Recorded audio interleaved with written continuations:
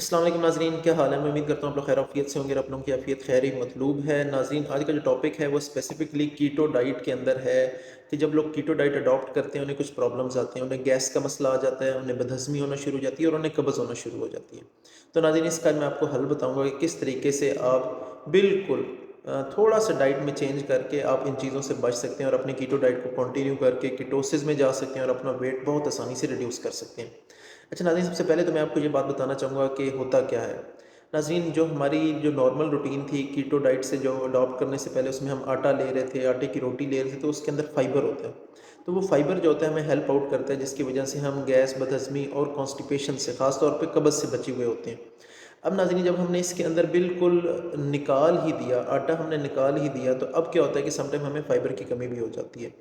جو ہماری آنتوں کے اندر گڈ بیکٹیریا ہوتا ہے، فائبر اس کی بیسیکلی خوراک ہے، اسی لیے سے ہم پری بایوٹک بھی کہتے ہیں فائبر کو۔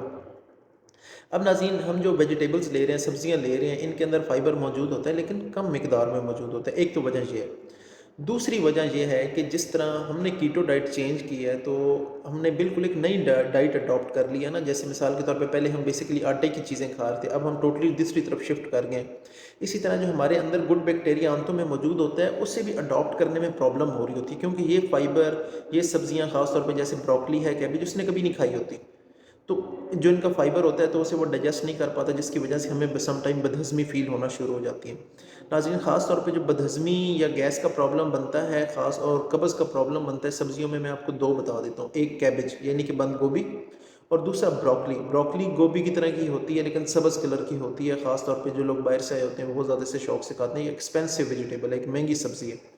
تو ناظرین، آپ کیا کر سکتے ہیں کہ آپ اس میں سے یہ دونوں کو نکال سکتے ہیں، اسے کسی اور کے ساتھ جو ہے آپ چینج کر لیں۔ یعنی کہ اگر آپ یہ کھا رہے تھے، اس کی جگہ شملہ کو تھوڑا زیادہ کر لیں، یعنی کس طرح سے آپ چینج کر سکتے ہیں۔ ایک اور آپ کیا کر سکتے ہیں کہ آپ تھوڑا سا ساتھ اچار لیں۔ اچار بھی آپ کا کھانا ہضم کرنے میں اور بہت زیادہ ہیلپ آؤٹ کرتا ہے۔ دوسرے نمبر پہ ناظرین جو چیز آ جاتی ہے وہ آ جاتے ہیں نٹس۔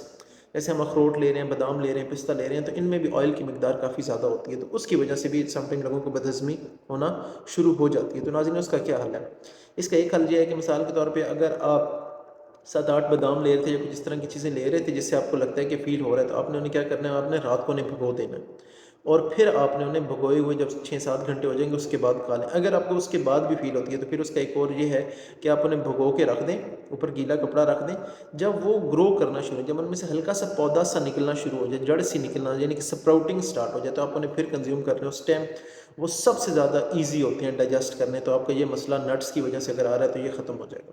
پھر آ جاتی ہے ناظرین، سم ٹائم ہم چیز کے ریگولر عادی نہیں ہوتے اور ہم چیز کھانا شروع کر دیتے ہیں، تو اس کی وجہ سے بھی یہ پرابلم آتی ہے۔ تو اس میں کیا ہے کہ آپ چیز کو سکپ کر کے دیکھیں، کیا آپ کو واقعی اس وجہ سے پرابلم ہے یا اس وجہ سے پرابلم نہیں ہے۔ اگر آپ پنیر لے رہے ہیں تو پنیر کو سکپ کر کے دیکھیں، اگر آپ کو لگتا ہے کہ ان کی وجہ سے نہیں ہے تو پھر آپ اسے کنٹینیو کریں، نہیں تو پھر آپ کو اسے کم کریں، چیز کو نکال دیں، اور اس کی جگہ آپ اگر دیسی گھی یوز کر رہے ہیں یا مکھن یوز کر رہے ہیں تو اسے انکریز کریں، بجائے اس کی چیز کو آپ نکال دیں۔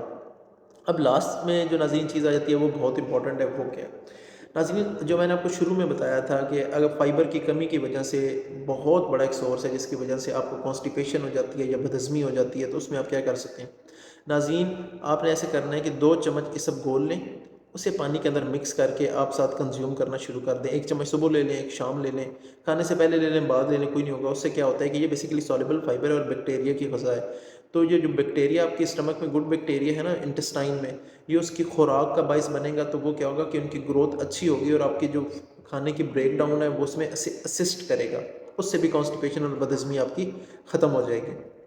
ناظرین، میں امید کرتا ہوں کہ یہ جو آج کا سیشن تھا آپ کے لیے ہیلپ فل ثابت ہوگا۔